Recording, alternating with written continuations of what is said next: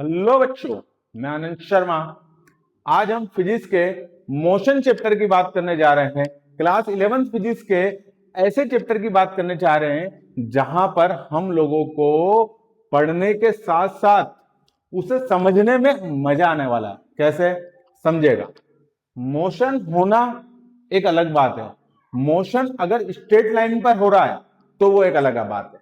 कहने का मतलब ये है मेरा कि हम जब मोशन की बात कर रहे हैं तो मोशन सिर्फ और सिर्फ एक डायमेंशन नहीं होता है। मोशन होता है 1D, 2D, 3D और भी होता है, लेकिन समझने के लिए हम इतना ही समझेंगे। कहने का मतलब ये है कि जो बोर्ड में स्टूडेंट है उनके लिए, जो नीट जेई की एग्जामिनेशन की तैयारी कर रहे हैं, मैं आपको बोल रहा हूं इधर उधर भटकने की जरूरत नहीं है।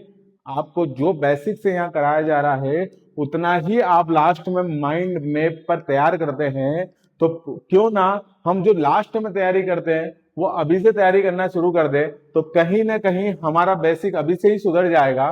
पूरा का पूरा इस चैप्टर के बाद या इन वीडियो के बाद आपके जेई और नीट के क्वेश्चन आपसे बनने वाले हैं और बोर्ड वाले क्वेश्चन ऐसे ही कर लेंगे। समझना बात को।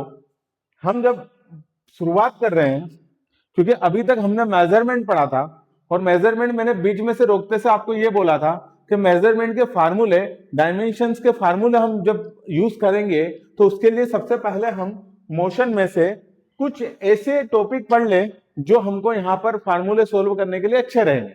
जिसमें एक पोजीशन होता है, पाथ होता है, पाथ मतलब डिस्टेंस होता है, लेंथ होता है, डिस्प्लेसमेंट होता है, वेलोसिटी होता है, एक्सेलरेशन होता है। इनके बारे में हम जानकारी पहले निकाल लेते हैं जिससे कि हमारा मेजरमेंट मजबूत हो जाएगा। और मेजरमेंट और इसको करने के पहले हम एक और टॉपिक लेंगे जो और अनिवार्य है, जो और इंपॉर्टेंट है, वो डिफरेंशिएशन और इंटीग्रेशन है। वहां पर भी चलने वाले हैं, लेकिन सबसे पहले हम इस छोटे से बेसिक से टॉपिक पर जा रहे हैं। और इस टॉपिक पर हम जब गए तो इसका इंट्रोडक्शन देखना बेटा आप, मोशन क्या होता है। अरे मैं ये बोल रहा हूं आपको मोशन क्या होता है, तो आपको ये समझना है कि अगर ये पेन यहां से, मैं तो चला यहां तक आया, मतलब ये कि ये पेन यहां से टप टप टप टप टप यहां तक आया। मतलब क्या कि एक पर्टिकुलर 1 या 2 सेकंड में ये पेन यहां से यहां तक आया।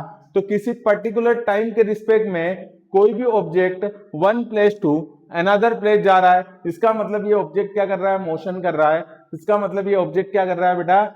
एक मोशन कर रहा है। और जब मोशन कर रहा है तो आपको यहाँ पर एक क्लियर सी अपनी मातृभाषा में, एक लैंग्वेज में समझाना चाहता हूं कि जब कोई वस्तु का मतलब होता है ऑब्जेक्ट। जब कोई ऑब्जेक्ट समय के साथ, समय मतलब टाइम के साथ अपनी स्थिति बदलता है तो उसे मोशन बोलते हैं।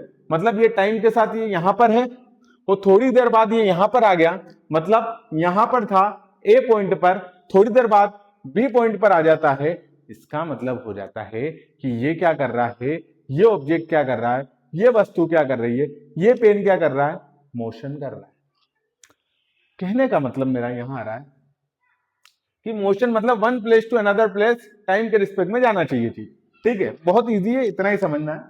एक होता है रेक्टिलिनियर मोशन। रेक्टिलिनियर मोशन का मतलब जो मोशन सीधी रेखा में होता है। मतलब आप देखना सीधी रेखा में क्या, अगर एक स्ट्रेट लाइन है और उसमें कोई, उस रोड पर एक कार चल रही है तो सीधे चलेगी कार ऐसे, ठीक है।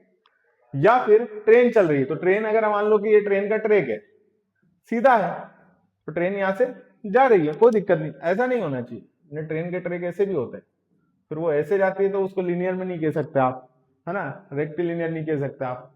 और एक होता है फॉलिंग ऑब्जेक्ट। फॉलिंग ऑब्जेक्ट मतलब इस वस्तु को यहां से यहां गिराऊंगा मैं तो ये वस्तु सीधे ही आएगी। कैसे आएगी? सीधे ही आएगी। तो इसको भी क्या बोलेंगे? फॉलिंग ऑब्जेक्ट बोलेंगे। कहने का मतलब अब हमारा यहां पर है कि हम मोशन समझ रहे हैं और साथ ही साथ मोशन में ये समझे हम कि one place to another place कोई ऑब्जेक्ट जा रहा है और वो जा तो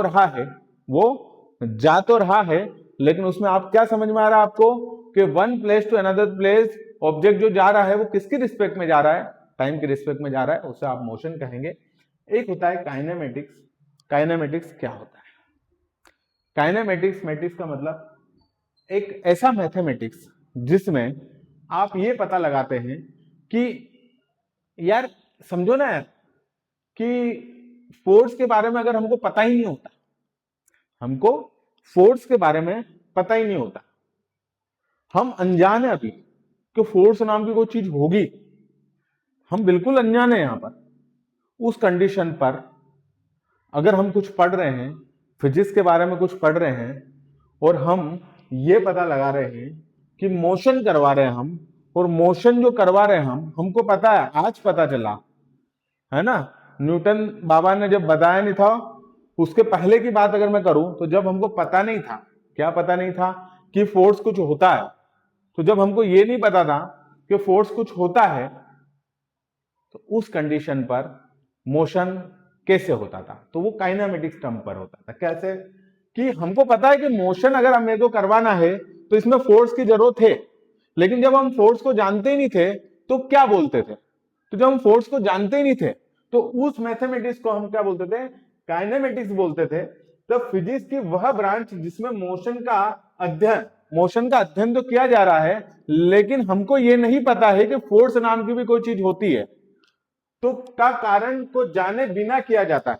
मतलब कारण मतलब फोर्स को जाने बिना किया जाता है, मतलब फिजिक्स की वह ब्रांच जिसमें मोशन का अध्ययन फोर्स को जाने बिना किया जा सकता है। कारण का मतलब होता है, कोस का मतलब होता है फोर्स जो है, फोर्स का पता नहीं, और उसके बाद भी हम पता लगा रहे हैं, क्योंकि बाद में आप जब भी पढ़ोगे, डिस्टेंस आप जब भी पढ़ोगे, डिस्प्लेसमेंट आप जब भी पढ़ोगे, एक्सेलरेशन आप जब भी पढ़ोगे, वेलोसिटी आप जब भी पढ़ोगे, आपको फोर्स के बारे में नहीं बताया जाएगा, लेकिन फिर भी वहां पर मोशन होता है। समझना थोड़ा सा डीपली है, डीप में है, लेकिन आपको समझना जरूरी है, क्योंकि यहां से ही आपके क्वेश्चन कॉम्पिटिटिव एग्जाम के बन जाते हैं। ठीक है, तो मेरा कहने का मतलब है कि काइनेमेटिक्स में हम मोशन के बारे में तो पढ़ते हैं, लेकिन उसमें फोर्स का बखान नहीं होता है, उसमें फोर्स को थोड़ा सा साइड में रखा जाता है कि फोर्स जो है उसके बारे में हम जानते ही नहीं है, और जब हम फोर्स के बारे में नहीं जानते होते तो हम मोशन को कैसे डिफाइन करते हैं, तो जब हम फोर्स के बारे में नहीं जानते होते तो हम काइनेमेटिक्स के थ्रू मोशन को डिफाइन करते, और वहां पर हमें यह पता चलता कि हम जब डिस्प्लेसमेंट की बात करते हैं, जब हम डिस्टेंस की बात करते हैं, जब हम एक्सेलरेशन की बात करते हैं, जब हम वेलोसिटी की बात करते हैं, तो उस कंडीशन पर हम काइनेमेटिक्स की भी बात करते हैं, उस कंडीशन पर हम मोशन की भी बात करते हैं, और वहां पर हम पोजीशन की, डिस्टेंस की, डिस्प्लेसमेंट की, वेलोसिटी की, एक्सेलरेशन की, इन सभी टर्म्स की बात कर रहे हैं। लेकिन यहाँ पर कहीं ना कहीं हम फोर्स को नहीं जानते हैं और उस हिसाब से बात कर रहे हैं। समझ में आ रहा होगा आपको? यार मोशन को पढ़ना है ना, मोशन को पढ़ना है ना आपको, तो समझना बात मेरी।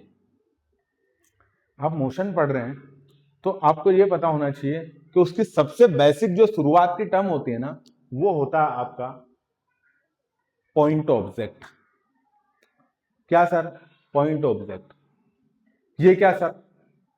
मैं आपको सीधा सा बोल रहा हूं, एक ए पॉइंट है, ये बी पॉइंट है, ये दिल्ली है, ये मुंबई है। दिल्ली से मुंबई जाने वाली ट्रेन प्लेटफॉर्म नंबर इतने पर आएगी। नहीं, ऐसा ऐसा नहीं समझा रहा हूं मैं आपको, मैं समझा रहा हूं आपको कि एक ट्रेन दिल्ली से मुंबई जा रही है।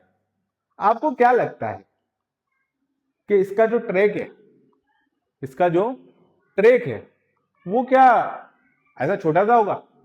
नहीं, इसका ट्रैक हजारों किलोमीटर की लंबाई में होगा। दिल्ली से मुंबई जाने के लिए आपको क्या पता कितने 100 किलोमीटर आपको लगाना पड़े। अब इतने 100 किलोमीटर की अगर आप बात कर रहे हो, हजारों किलोमीटर की आप जब बात कर रहे हो, तो वहां पर आपकी ट्रेन क्या होगी? एक पॉइंट के बराबर होगी। अरे भैया, मैं यहां पर आपके बारे में बात कर रहा हूं कि आपको, आप ज्यादा दूर नहीं जाता हूं, आप खड़े हो एक मैदान पर, अकेले खड़े हो, ड्रोन को उड़ाएगा। आप मैदान पे खड़े हो, यहां पर खड़े हुए हो, यहां ड्रोन उड़ रहा है, हवाई जहाज उड़ रहा है, मान लो, ड्रोन तो छोड़ो, हवाई जहाज उड़ रहा है, एरोप्लेन उड़ रहा है। एरोप्लेन पर से आप यहां पर दिखाई तो दे रहे हो, लेकिन एक पॉइंट से दिखाई दे रहे हो, एक पॉइंट पे। आपका अस्तित्व बहुत बड़ा है, लेकिन आप एक पर्टिकुलर डिस्टेंस पर, क्या दिखाई दे रहे हो आप? एक पॉइंट दिखाई दे रहे हो। क्या दिखाई दे रहे हो आप? एक पॉइंट दिखाई दे रहे हो। तो मेरा भी यहाँ पर कहने का मतलब यही है कि पॉइंट क्या होता है? पॉइंट वह होता है जब कोई वस्तु का आकार उसके द्वारा तय की गई दूरी की तुलना में बहुत छोटा हो।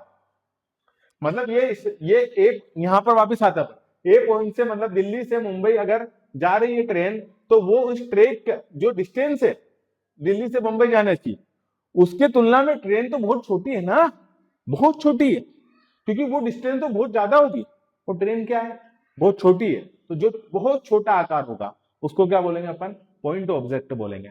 जैसे इसने ही बोला दिल्ली से मुंबई जाने वाली ट्रेन को पॉइंट ऑब्जेक्ट मान सकते हैं। पोजीशन, किसी ऑब्जेक्ट की लोकेशन बताना, पोजीशन बताने के लिए चाहिए। देखो, किसी ऑब्जेक्ट की लोकेशन या पोजीशन बताने के लिए आपको किन किन चीजों की जरूरत चाहिए? पहली चीज समझना, बहुत आईएमपी टॉपिक है, रेफरेंस पॉइंट। कहां से शुरू करा आपने, कहां आपको खत्म करना है, रेफरेंस पॉइंट की बहुत जरूरत होती है। ऐसा नहीं कर सकते आप कि मेरे को एक बात बताओ, आपको थोड़ी देर के लिए मैंने बोल दिया कि आप मेरे को एक बात बताओ कि आप जहां गए थे वहां पर उस रोड की लंबाई कितनी है? तो मतलब क्या क्वेश्चन पूछ रहा हूं आपको, कुछ समझ में आ रहा है मेरा क्वेश्चन? क्या आप एक जगह गए थे, वो बताओ तो उसकी लंबाई कितनी होगी यार? नहीं, क्वेश्चन गलत है। मेरे को क्या पूछना है कि ए पॉइंट से मतलब पर्टिकुलर मान लो कि कोई भी एक पॉइंट है, ए पॉइंट से आप बताओ सी पॉइंट तक की लंबाई कितनी है। तो आपने पॉइंट दिए, आपने रेफरेंस पॉइंट दिए, तो मैं बता सकता हूं कि हाँ इससे यहां तक की दूरी इतनी होती है। आप गूगल मैप में भी आप सर्च करोगे कि या गूगल मैप तू मेरे को बता कि मेरे को ये बता गूगल मैप के आंध्र प्रदेश कितनी दूर है, तो गूगल मैप आपसे ये पूछेगा ना कि यार भाई, यार तू क्या चाहता है यार भाई, तू उसका रेफरेंस पॉइंट बताना कि कहां से कहां तक। कहने का मतलब क्या है कि आपको स्टार्टिंग और एंडिंग पॉइंट बताना पड़ेगा, जब भी गूगल मैप या दूसरा मैप आपको पर्टिकुलर डिस्टेंस बता पाएगा। आपको मैप करना है ना, आपको मैप पे देखना है ना कि particular point two point distance कितनी है, तो आपको पहला पॉइंट और दूसरा पॉइंट बताना पड़ेगा। नहीं तो आप उठा गए, चल भाई डिस्टेंस बता तू तो गूगल मैप है, तो वो गूगल मैप भी सोचेगा कि यार भाई किससे पाला पड़ गया है, इससे अच्छा तो मैं खुद ही अनइंस्टॉल हो जाऊं। क्योंकि अगर इसके फोन में रहा मैं और इसने मेरे से बात ऐसी, इसको तो मतलब अननेसेसरी बात करी, तो मेरा यहां पर डिजिटल दुनिया में होने का कोई उद्देश्य ही नहीं है भाई। कहने का मतलब क्या हो रहा है कि अरे भैया, आपने जब पूछा ऐसा, किससे पूछा? कि गूगल मैप से आपने पूछा कि नहीं तू मेरे को यहां से यहां तक की डिस्टेंस बता दे, तो गूगल मैप आपका क्या करेगा? ज्यादा से ज्यादा क्या करेगा गूगल मैप कि भैया हाँ बता दूंगा कि यहां से यहां तक की डिस्टेंस यहाँ, लेकिन आपने उठा के ये बोल दिया कि बता आंध्र प्रदेश कितनी दूर है, तो वो पूछेगा ना आपसे कि कहां से कहां तक आंध्र प्रदेश, पॉइंट तो बता, पहला पॉइंट। बस वही समझाना मैं आपको चाह रहा हूं यहाँ पर। मतलब पोजीशन आपको रेफरेंस पॉइंट बताना पड़ेगा, एक्सिस बताना पड़ेगी, दिशा बतानी पड़ेगी, फिर उसके बाद आपको यह बताना पड़ेगा कि पर्टिकुलर उसका पॉइंट क्या है, पार्टिकल कहां पर है ना, एक्सिस पॉइंट बताना पड़ेगा, पार्टिकल कहां पर है ये बताना पड़ेगा। जैसे x is equal two plus minus 5, मतलब कहने का मतलब ये है कि ये पॉइंट टू ये 5 प्लस का और ये का ये माइनस का 5, इस एक्सिस पे कुछ ना कुछ लाई कर रहा होगा, ऐसा आपको पोजीशंस बतानी पड़ेगी। अगला क्या है? फ्रेम ऑफ रेफरेंस, वही बात हो रही है, फ्रेम ऑफ रेफरेंस आपको बताना पड़ेगा। मोशन को डिफाइन करने के लिए आपको तीन चीजों की जरूरत पड़ती है। मोशन, समझ लेना मेरी बात, पहली बात समझना मेरी, मोशन को डिफाइन करने के लिए आपको तीन चीजों की जरूरत पड़ेगी। पहली तीन आप ये मान लो कि आपको तीन शब्दों तो याद ही होना चाहिए मोशन को डिफाइन करने के लिए। पहला रेफरेंस पॉइंट, दूसरा कोऑर्डिनेट एक्सिस, तीसरा क्लॉक। अरे क्लॉकवाइज और एंटी क्लॉकवाइज वाला मैटर है। इसके रिस्पेक्ट में ही मोशन डिस्क्राइब हो सकता है, ये इंपॉर्टेंट है। और मोशन रिलेटिव होता है। अब रिलेटिव मोशन होता है मतलब क्या? एक दूसरे के रिलेटिव होता है, एक दूसरे के रिफरेंस में होता है मोशन, कि इसके पॉइंट पे यहां इस पॉइंट से इस पॉइंट तक तो कहीं भी मोशन नहीं होता है। ठीक है, सूर्य के आसपास चंद्रमा घूम रहा है, समझ में आ रहा है कि नहीं आ रहा? मतलब सॉरी, पृथ्वी के आसपास चंद्रमा घूम रहा है, पृथ्वी सूर्य के आसपास घूम रही, ये रिलेटिव एक दूसरे के मोशन कर रहे हैं। कहने का मतलब ये है कि ये अगर ऐसे उटपटांग मोशन नहीं कर रहे हैं, ये एक दूसरे के रिलेटिव है, इनको पता है कौन किसका मोशन कर रहा है। दूसरी एक और चीज मैं आपको बताता हूं, बहुत अच्छी चीज आप समझना कि रिलेटिव का मतलब क्या होता है। आप बस में बैठे हुए हो,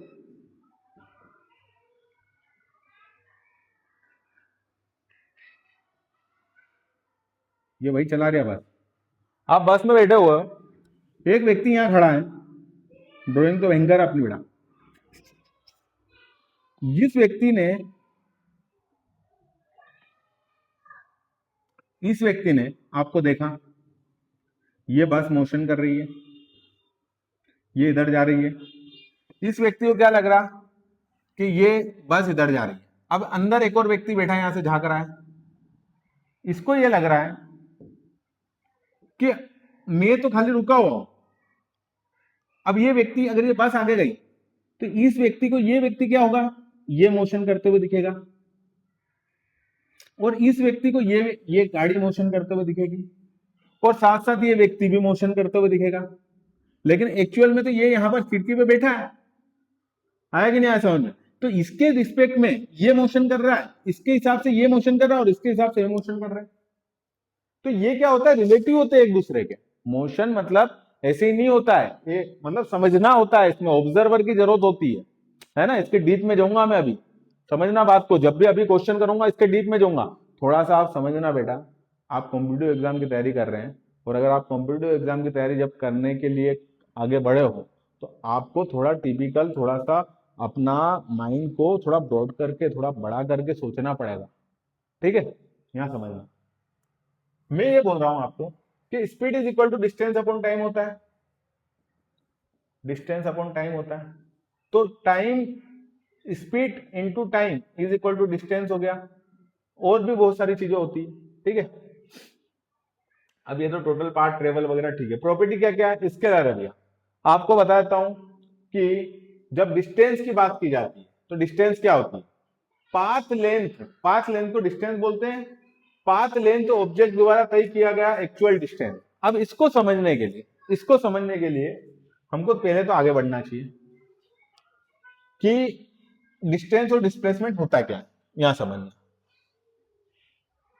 अब इसके लिए थोड़ा सा बेसिक हम यहाँ पे वापस आते हैं, समझना, वापस आ जाएगा, जादू हो जाएगा यहाँ, तो कोई समस्या नहीं, जादू। पाथ लेंथ क्या होता है, डिस्टेंस होता है ऑब्जेक्ट द्वारा तय किया गया एक्चुअल पाथ, ऑब्जेक्ट द्वारा तय किया गया एक्चुअल पाथ, ठीक है। क्या है सर इसका मतलब? इसका मतलब ये बेटा कि आपको यहां से ए पॉइंट से बी पॉइंट तक जाना, परंतु होता यह है कि आप जाना तो आपको ऐसे था, लेकिन किसी कारणवश आप ऐसे गए, इसके पास गए, उसके पास गए, ऐसे गए, वैसे गए, मतलब जाना आपको 2 किलोमीटर ही था, लेकिन आप दिन भर घूम घाम के 15 किलोमीटर चले गए। तो डिस्टेंस क्या होती है, डिस्टेंस सिर्फ और सिर्फ ये 15 किलोमीटर को मानेंगे अपन, इसको नहीं मानेंगे। क्यों? क्योंकि आप जो गए हो, आप ऐसे घूम फिर के गए हो, मतलब टोटल आपने क्या करा कि पाथ लेंथ क्या होती है, डिस्टेंस ऑब्जेक्ट द्वारा तय किया गया एक्चुअल पाथ, और एक्चुअल पाथ क्या तय करा आपने, ये जाना तो आपको सीधे ही था, आप घूम फिर के गए, ये हो गई डिस्टेंस, ठीक है। जिसकी कोई डायरेक्शन नहीं होती, किसी भी डायरेक्शन में जाके आपको ए से बी पॉइंट तक जाना, ठीक है सर। तो ये स्केलर होता है, स्केलर मतलब कोई डायरेक्शन नहीं होती है। ऑलवेज भी पॉजिटिव, डिस्टेंस हमेशा पॉजिटिव होती है। डिस्टेंस पॉजिटिव का मतलब क्या है, मतलब कहते हैं ना कि यार वो कि मैं मतलब खानदानी गरीब हूं, मैं पहले, ऐसा नहीं कि मैं पहले अमीर था, फिर गरीब हुआ, फिर अमीर हुआ, फिर अब गरीब हो गया, ऐसा नहीं है, मैं प्योर गरीब हूं। इसका मतलब क्या कि डिस्टेंस भी यही बोल रही है आपको कि मैं ऐसा नहीं कि पहले नेगेटिव थी, फिर पॉजिटिव हो गई, फिर नेगेटिव हो गई, फिर पॉजिटिव हो गई, ऐसा नहीं, मैं pure positive. Distance is always positive, दूरी हमेशा धनात्मक होती है, क्लियर। यहां पर आप समझना कि ये हमेशा पॉजिटिव रहेगी। उसके बाद क्या है, एक्चुअल पाथ पे डिपेंड करेगी, मतलब ऐसा नहीं कि ए से बी पॉइंट आपको दे दिया तो आप ए से बी पॉइंट पे जाओगे, ये कितना घूम फिर के बी पॉइंट पे गया उस पर डिपेंड करेगा। अगला क्या है, मीटर से आपको बताना, ऐसा यूनिट मीटर है। फिर अब एक और पॉइंट आता है अपना डिस्प्लेसमेंट, ये भी लगभग लगभग डिस्टेंस जैसा ही रहता है, लेकिन इसका एक ये काम रहता है कि ये शॉर्टकट पे चलता है। जो आज की दुनिया चल रही है, सीधा सा फंडा, जो आज की दुनिया चल रही है उस पर ये चल रहा है, डिस्प्लेसमेंट शॉर्टकट पे चलता है। सर शॉर्टकट का मतलब क्या, समझना, मतलब ये कि इनिशियल और फाइनल पोजीशन के बीच का शॉर्टेस्ट डिस्टेंस क्या कहलाता है, डिस्प्लेसमेंट कहलाता है। ठीक है, आ गया समझ में सर। डिस्प्लेसमेंट का फार्मूला क्या होगा सर, डिस्प्लेसमेंट का फार्मूला होगा final position minus initial position. ठीक है, तो डिस्प्लेसमेंट का फार्मूला हमारा हो गया final position minus initial position, और इसके बाद में हम ये देख रहे हैं कि इसकी प्रॉपर्टी क्या क्या रहेगी। वो स्केलर क्वांटिटी था, ये वेक्टर क्वांटिटी है। सर थोड़ा सा समझ ले अपन, चलो समझ लेते। ए पॉइंट से बी पॉइंट, बार बार ए पॉइंट से बी पॉइंट ही जाना, पूरे फिजिक्स में ए पॉइंट से अपन बी पॉइंट ही जाएंगे, क्योंकि अपने को दूसरे पॉइंट टू पॉइंट बात नहीं करना। और ये सबसे अच्छा है। आपने जिंदगी में क्या सीखा सर, हमने जिंदगी में ए पॉइंट से बी पॉइंट तक जाना सीखा, बस बस दैट्स ऑल। ठीक है, अब हम बात करें ए पॉइंट से बी पॉइंट तक जाना है, तो ए पॉइंट से बी पॉइंट तक जाने का सबसे सस्ता और सरल रास्ता यही है। The shortest distance between two point is a straight line. कहने का मतलब ये मेरा कि जो ए से बी पॉइंट तक जाने का सबसे सीधा रास्ता है वही डिस्प्लेसमेंट है आपका। ये एक डायरेक्शन में जाता है, इसलिए ये वेक्टर क्वांटिटी है। देखो इसका यही फंडा है, ये क्या है कि उतार चढ़ाव जिंदगी में इसके आते रहते हैं।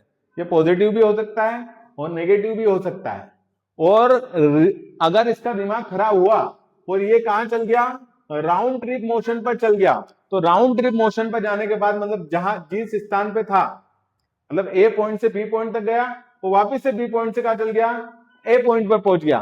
तो ये जो ए पॉइंट से बी पॉइंट और बी पॉइंट से ए पॉइंट, तो अब आपसे कोई पूछे कि डिस्प्लेसमेंट क्या है, तो आपको बताना डिस्प्लेसमेंट 0 है। जब ये सीधा जाता है तो पॉजिटिव है, जब ये रिटर्न आ जाता है वापिस तो ये नेगेटिव है, और जब ये, मतलब ये समझे आप कलर से थोड़ा, जब ये सीधा जाता है और यहां पहुंचता है, मान लो बी पॉइंट यहां पर, तो ये सीधा जाता है यहां से यहां तक, तो ये पॉजिटिव है, पॉजिटिव पॉजिटिव जा रहा है। लेकिन वहां जैसे इसने डायरेक्शन चेंज करी, वैसे ये क्या हो गया, नेगेटिव हो गया।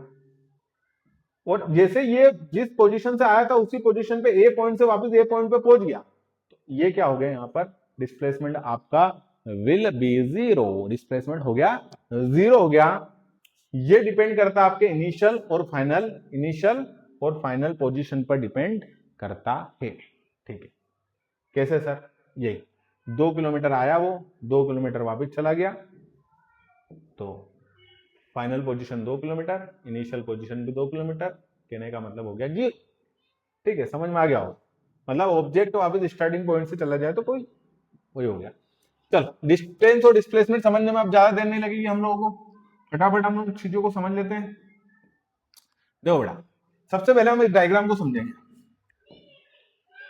ये आपका स्कूल है, ये आपका घर है, आप जा रहे हो स्कूल से घर, ठीक है।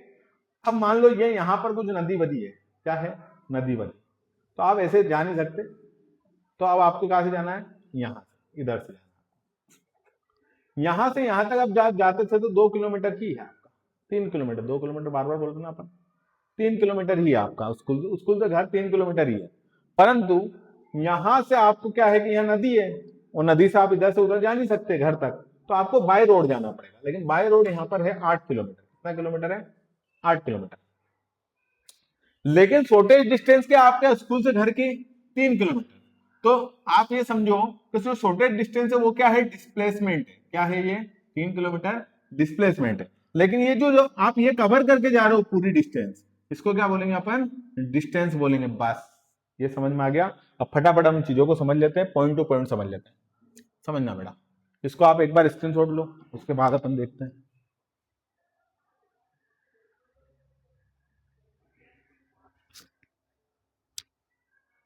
देखो, distance is a length of path travelled by a body moving from initial position to final position. Length of a path travel, path पे कितने पाथ पे लेंथ ट्रेवल करा आपने, वो डिस्टेंस है। और शॉर्टेस्ट डिस्टेंस, शॉर्टेस्ट डिस्टेंस क्या है, ये शॉर्टेस्ट डिस्टेंस क्या है, डिस्प्लेसमेंट है। इनिशियल और फाइनल पॉइंट तो आपको बता दिया।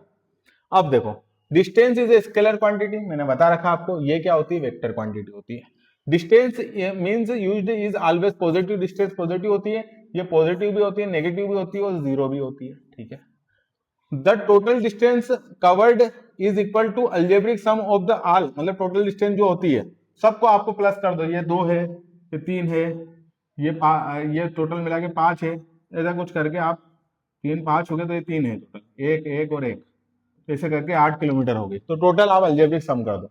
इसमें क्या होगा, इसमें वेक्टर सम होगा जिसमें नेगेटिव पॉजिटिव सब होता है। There is always a distance covered whenever there is a motion, जितना भी डिस्टेंस कवर करा जितना, वो क्या कहलाएगा, motion. There is always a distance covered whenever there is a motion, displacement will be zero it is the body come back to the initial position. Displacement zero हो सकता है जब वो वापस अपनी ओरिजिनल इनिशियल पोजीशन पर आ सकती है, ठीक है। अगर वापस से यहाँ गया और यहाँ से दिमाग खराब हुआ उसका, वापस से रिटर्न आ गया, तो जो वापस से स्कूल से घर गया और घर से वापस स्कूल आ गया, तो डिस्प्लेसमेंट जीरो हो गया। ये भी मीटर है और ये भी मीटर है, ऐसा यूनिट हमेशा क्या होगी, मीटर होगी बेटा, ऐसा यूनिट मीटर होगी। अब आगे देखो, इसका स्क्रीनशॉट लेकर आगे बढ़ते हैं। अब हम इंपोर्टेंट रिलेशन पर जाते हैं। देखो, डिस्टेंस और डिस्प्लेसमेंट, स्ट्रेट लाइन पर डिस्टेंस और डिस्प्लेसमेंट बराबर है। स्ट्रेट लाइन तो यहां से ए पॉइंट से बी पॉइंट जाना आपको, यहां से यहां तक चले गए आप, तो डिस्टेंस भी वही है और डिस्प्लेसमेंट भी वही है। कर्व्ड पाथ पर ए से बी पॉइंट तक जाना आपको, लेकिन मैं गया ऐसे, लेकिन जाना अगर डिस्प्लेसमेंट होता तो ये होता, और ये कर्व्ड पाथ बना, मतलब ये क्या है, डिस्टेंस है। ये क्या है, डिस्टेंस है। तो डिस्टेंस हमेशा ज्यादा रहेगी और डिस्प्लेसमेंट कम रहेगा, डिस्टेंस हमेशा ज्यादा रहेगी और डिस्प्लेसमेंट हमेशा कम रहेगा। फिर हम कुछ क्वेश्चन पे जाते हैं। डिस्प्लेसमेंट कैन बी, बेटा डिस्प्लेसमेंट पॉजिटिव भी होता है, नेगेटिव भी होता है और जीरो भी होता है, इसलिए ये डी वाला आंसर आएगा। क्या आंसर आएगा, आल आएगा, ठीक है। डिस्टेंस इज ऑलवेज पॉजिटिव, ठीक है। अगला क्विक रिवीजन कर लेते हैं। मोशन क्या होता है बेटा, चेंज इन पोजीशन विथ, ठीक है, मोशन क्या होता है, change in position with time, time लिख देना है। डिस्टेंस क्या होती है, जो आप एक्चुअल पास करते हो। डिस्प्लेसमेंट क्या होता है, शॉर्टेज डिस्टेंस होती है। Displacement is vector quantity, distance हमेशा ज्यादा रहेगी या बराबर रहेगी डिस्प्लेसमेंट के। यहां पर इतना बेसिक पर्याप्त है आपकी बोर्ड एग्जामिनेशन के लिए, इतना बेसिक पर्याप्त है आपकी कॉम्पिटिटिव एग्जाम के लिए। लेकिन हाँ, रेफरेंस पॉइंट पर ज्यादा ध्यान देना, फ्रेम ऑफ रेफरेंस पर ज्यादा ध्यान देना, फ्रेम ऑफ रेफरेंस ही आपके क्वेश्चन बनाएगा, ठीक है। हम अब जाते हैं कुछ क्वेश्चंस के ऊपर, पास समझना बेटा। एक पर्सन है, देखो मैं ये नहीं बोलूंगा कि यार ये इसको ईस्ट बोलते हैं, इसको वेस्ट बोलते हैं, इसको नॉर्थ बोलते हैं, ये ईस्ट है, ये वेस्ट है, ये नॉर्थ है, ये साउथ है, या ये ईस्ट है, ये वेस्ट, ये ठीक है ना। हम ईस्ट वेस्ट किसी को मान लेंगे, इससे हमारा बस नॉर्थ ऊपर होना चाहिए और ईस्ट वेस्ट इधर किधर भी कर दो, साउथ नॉर्थ चलेगा, वो मेरे कॉम्पोस में चलता है, ठीक है। तो उसने क्या बोला है कि अ पर्सन, एक पर्सन है, क्या कहना है भाई इसका, मूव्स 10 मीटर टूवर्ड नॉर्थ। एक पर्सन है, वो 10 मीटर इधर जाता है, 10 मीटर इधर जाता है, ठीक है साहब, ये गया 10 मीटर, चल जा, ठीक है। फिर क्या है, एंड 20 मीटर इन ईस्ट, और इधर भी जाता है 20 मीटर इधर चल गया। देन ही डिस्प्लेसमेंट इज, डिस्प्लेसमेंट का आएगा तो शॉर्टेज डिस्टेंस ये, ठीक है। आपको पाइथागोरस थ्योरम याद है, तो आप कर लो, हाइपोटेनस का स्क्वायर बराबर परपेंडिकुलर का स्क्वायर प्लस बेस का स्क्वायर। हाइपोटेनस निकालना है, ठीक है साहब, परपेंडिकुलर कितना है 10 है, बेस कितना है 20, ठीक है। एच का square is equal to 100 plus 400। H का स्क्वायर हटेगा, रूट लग जाएगा 500। बस अब इसको निकाल लो। तो यार बेटा यार देखो 21 का होता है, ऐसे निकाल लो। 21 का होता है 441 21 का, और 21 का स्क्वायर करेंगे तो 441 होता है। 22 का भी करेंगे तो 484 होता है। 23 का करेंगे तो 529 होता है सर। तो आंसर तो यही है बेटा। 23 तो ज्यादा हो गया ना, 529। इसमें क्या निकालो तुमको, ऐसा एलसीएम लो क्या, होगा ही नहीं। तो कितना आएगा आंसर 22.5। सर कभी ऐसे एक्चुअल में 23 आ जाता तो क्या करते, ये 33 होता तो फिर आप क्या करते। फिर मैं ये करता बेटा कि फिर भी मेरे को पता रहता कि ये 23 इससे कम ही है, तो भी यही आता। ठीक है, और फिर ज्यादा हो तो आप एलसीएम निकाल लेना। ठीक है, जरूरत ही नहीं पड़ी बेटा तेरी खाली पेज की। अब अगला आता है अपना, एक पर्सन है, ठीक है, एक पर्सन है। उस पर्सन का क्या कहना है सर, उस पर्सन का ये कहना है कि वो 5 स्टेप फॉरवर्ड जाता है। ठीक है, पहली कंडीशन पे 5 स्टेप फॉरवर्ड गया। ठीक है सर, आ रहा है समझ में। कहा गया वो 5 स्टेप फॉरवर्ड, ठीक है, एंड 3 स्टेप बैक, वापिस यहां से फॉरवर्ड जाके 3 स्टेप बैक हो जाता है। 3 स्टेप बैक हो जाता है, ठीक है, and show on each step is 1 metre long, take 1 second. मतलब 1 सेकेंड में तो ये वापस से जाता है और आता है, तो जाता है तो ये 5 सेकेंड लेता है, और रिटर्न आ जाता है तो ये 3 सेकेंड लेता है। तो टोटल ये जाने और आने की प्रोसेस में टोटल बचाव कितने मीटर है, 2 मीटर है। ये 2 मीटर है, और ये 3 मीटर रिटर्न आ गया। हाँ, 2 मीटर बचा हुआ है। तो ये जो 2 मीटर है, यहां तक वापस ये इस पॉइंट पे आने के लिए वो 8 सेकंड लेता है। कितना, 5 सेकंड तो जाने का, और रिटर्न आ जाता तो यहाँ वापस से दिन भर चला और वापस पीछे आ जाता, तो 8 सेकंड। तो 2 मीटर, पहले 2 मीटर के लिए वो 2 मीटर के लिए वो 8 सेकंड लेता है। सर 8 सेकंड कैसे, देखो बेटा 1 मीटर के लिए वो 1 सेकंड लेता है, तो यहां से यहां तक 5 मीटर आया, तो उसने कितना लिया, 5 सेकंड। फिर वो आ गया रिटर्न 3 मीटर, तो 3 मीटर आया तो 3 सेकंड और ले लिया। तो टोटल ये 8 सेकंड लिया, और चला कितना वो, सिर्फ क्योंकि रिटर्न आ गया था ना, उसके बाद अपन ने काउंट करा, चला कितना वो 2 मीटर चला। ठीक है, आगे समझते हैं। There is a pit on the road 11 metre away from the starting point. जो स्टार्टिंग पॉइंट था उसके 11 मीटर तक गया वो, और उसके बाद वो थोड़ा सा वो कहते ना कि वो ड्रिंक करके तो वो गिर गया। अब जैसे वो गिरा तो उस समय पर 11 मीटर दूर जाके गिर गया। तो 8 सेकंड में वो पहले 8 सेकंड में वो 2 किलोमीटर चलेगा। ठीक है, समझते हैं। पहले 8 सेकंड में वो 2 मीटर चलेगा, सॉरी। दूसरे 8 सेकंड में वो वापस एक और साइकिल चली वो, तो दूसरे 8 सेकंड में वो समझते हैं, फिर 2 मीटर चलेगा। कैसे 2 मीटर, फिर चलेगा, रिटर्न आएगा दूसरा 8 सेकंड। तीसरे 8 सेकंड में वो फिर 2 मीटर चलेगा, और फिर उसके बाद चौथे वाले में करने, अभी तक कितने किलोमीटर चल गया वो, कितने मीटर चल गया वो, 2 2 2 6 मीटर।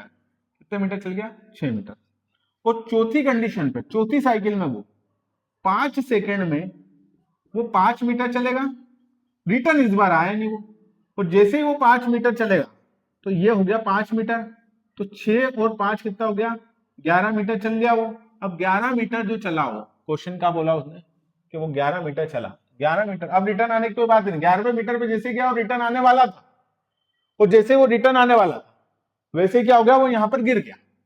तो जैसे वो गिरा तो क्या हुआ कि अब क्या हुआ कि 8 सेकंड 8 सेकंड 8 सेकंड और 5 सेकंड, टोटल हो गया 8 8 2 16 8 24 और 5 29 सेकंड में वो 29 सेकंड में वो क्या हुआ, 29 है क्या, हाँ है, 29 सेकंड में वो 11 मीटर तक पहुंच जाता है। एक बार वो समझा देता हूं आपको मैं क्या हुआ एक्चुअल में। पहली बार में वो गया 5 मीटर, रिटर्न 3 मीटर आ गया, हर एक मीटर पर 1 सेकंड लगा रहा था वो, तो टोटल पहली बार में तो वो क्या हुआ कि जितना जाता है ऐसे तो फिर ऐसे हो जाता है, बस यही है। दूसरी बार में वापस गया वो 5 मीटर और फिर 3 मीटर पीछे आ गया, फिर 8 सेकंड ले लिया। तीसरी बार फिर गया, फिर आ गया 3 बार। अब वो 6 मीटर, मतलब 6 मीटर तक उसने डिस्टेंस कवर कर ली थी। फिर उसके बाद में चौथी बार फिर 5 चला और गिर गया, तो पीछे आने की तो बात ही नहीं है। जब वो पीछे नहीं आया तो 5 मीटर ही चला, तो टोटल 6 मीटर और 5 मीटर कितना हो गया, 11 मीटर। लेकिन चला कितने सेकंड में, पहली बार में जब रिटर्न आया था 5 मीटर, 5 सेकंड जाने के 3 सेकंड आने के 8 सेकंड, फिर 5 सेकंड जाने के 3 सेकंड, फिर 5 सेकंड जाने के 3 सेकंड, 8 8 8 8 और फिर 5 सेकंड जाने के, लेकिन वो रिटर्न आया नहीं और वही गिर गया, तो टोटल ये हो गया। तो आपका 29 ऐसे आंसर आ जाएगा, 29 सेकंड में वो काम करेगा। ऐसे इतना भी दिमाग लगाना, हर जगह फार्मूला नहीं लगता हो भैया, और मेरे पास तो लगता नहीं है फार्मूला, मैक्सिमम कोशिश यही करता हूँ कि आपको ऐसे ही समझ में आ जाए। ठीक है, अगला देखो, क्योंकि हमने इतना पढ़ा है उसको, तो मेरे को लगता है कि आपकी इमेजिनेशन पावर इतनी हो जानी चाहिए अभी तक कि आप नॉर्मली आप क्वेश्चन सोल्व कर दो, वहां पर आपको फार्मूले की जरूरत नहीं पड़े। जब तक आपको फार्मूले की जरूरत नहीं पड़ेगी, कॉम्पिटिटिव एग्जाम, कोई सी भी एग्जाम आपके लिए उतनी सरल हो जाएगी बेटा। और हाँ, जिंदगी की एग्जाम तो होगी होगी। चलो, अब क्या है कि the three initial and final, आपको 3 पॉइंट देते, 1 2 3, है ना। अब आपको क्या करना है कि बीच पेयर इज नेगेटिव, याद है, सिंपल। पहला वाला लो भैया, 3m मीटर 7 मीटर, ठीक है भैया, ये इनिशियल ये final. Answer final minus initial, final 7 initial minus 3, ये हो गया आपका 7 माइनस माइनस प्लस 3 10। चलो, ये तो हो नहीं सकता, पहला पॉइंट नहीं है भैया। दूसरा पॉइंट,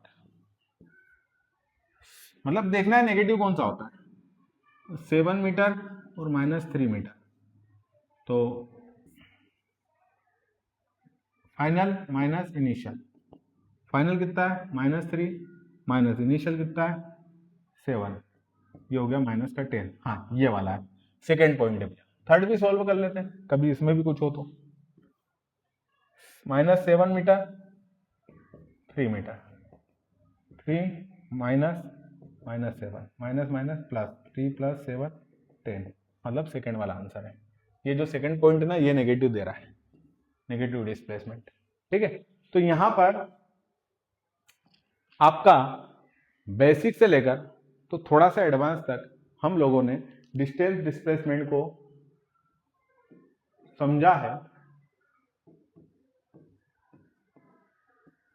अब हम थोड़ा सा एक्सेलरेशन और वेलोसिटी पे जाएंगे, उसके साथ साथ हम डिफरेंशिएशन और इंटीग्रेशन पे जाएंगे, डेरिवेटिव जिनको बोलते हैं, क्योंकि वो जरूरी है।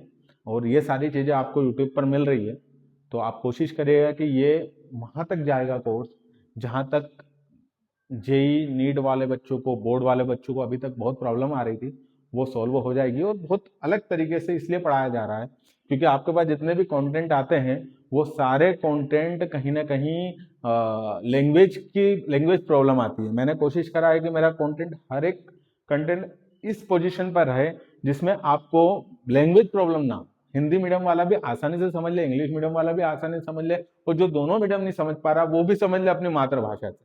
Thank you very much.